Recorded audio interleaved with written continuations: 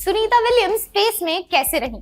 Zero gravity में रहना, खाना और रोजमर्रा का काम कितना अलग। नमस्कार, मैं हूं अनुष्का सिंह और आप देख रहे हैं वी युवा न्यूज। 9 महीने के लंबे इंतजार के बाद सुनीता विलियम्स पृथ्वी पर लौट आई हैं।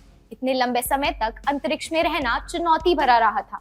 ऐसे में अंतरिक्ष में जीवन कैसा होता है, वहाँ खाने पीने से लेकर सोने, एक्सरसाइज करने और कपड़े धोने तक की क्या चुनौतियां होती हैं? इन सवालों के जवाब 3 पूर्व अंतरिक्ष यात्रियों ने दिए।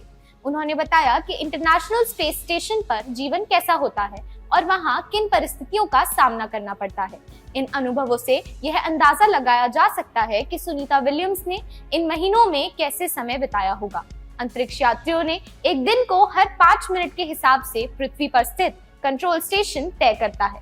वो सुबह जल्दी जाग जाते हैं, करीब 6:30 पर। अंतरिक्ष यात्री ISS मॉड्यूल में हार्मनी नामक फोन बूथ आकर में स्लीपिंग क्वार्टर से सोकर निकलते हैं। ये दुनिया के सबसे बेहतरीन स्लीपिंग बैग हैं। इन कंपार्टमेंट्स में लैपटॉप होते हैं ताकि क्रू के सदस्य अपने परिवार से संपर्क कर सके।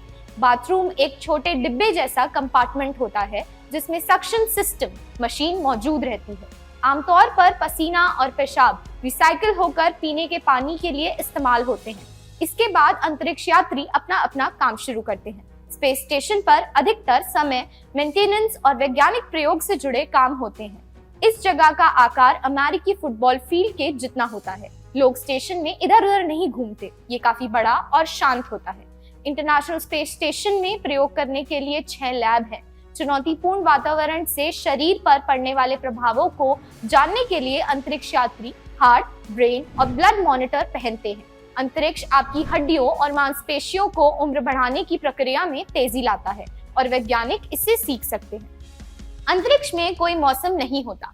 आपके चेहरे पर बारिश की बूंदें नहीं गिरती, ना ही बाल हवा में लहराते हैं। ISS पर लंबे वक्त के लिए आने वाले अंतरिक्ष यात्री काम के बीच रोजाना 2 घंटे व्यायाम करते हैं। जीरो ग्रेविटी में बोन्स डेंसिटी कम होने लगती है। जीरो ग्रेविटी में रहने से शरीर पर पड़ने वाली इसी तरह के प्रभाव को कम करने में मदद के लिए 3 अलग अलग तरह की मशीनें होती हैं। Advance resistive exercise device squat और डेडलिफ्ट जैसी कसरत करने में मददगार है।